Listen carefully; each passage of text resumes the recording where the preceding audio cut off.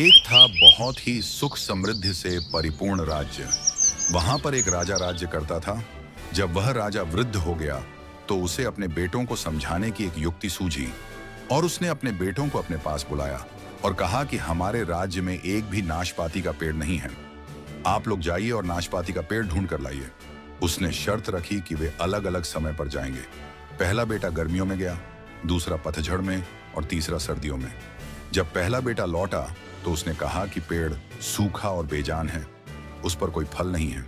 दूसरा बेटा जो पतझड़ में गया था उसने बताया कि पेड़ पर फल लगे हुए हैं लेकिन वे पके नहीं हैं। तीसरा बेटा जो सर्दियों में गया था उसने कहा कि पेड़ पर सुंदर फूल खिले हुए हैं। इस बात को लेकर तीनों आपस में विवाद करने लगे। तीनों पुत्रों की बातें सुनकर राजा ने समझाया कि तुम तीनों अपनी जगह पर सही हो।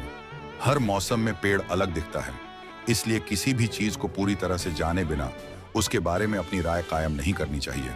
उसे अलग अलग समय पर देखना जरूरी है। सीख: यह कहानी हमें सिखाती है कि किसी भी चीज को समझने के लिए हमें उसके हर पहलू को देखना चाहिए। एक ही चीज अलग अलग समय पर अलग अलग दिख सकती है, इसलिए हमें धैर्य रखना चाहिए और उसे पूरी तरह से समझने की कोशिश करनी चाहिए।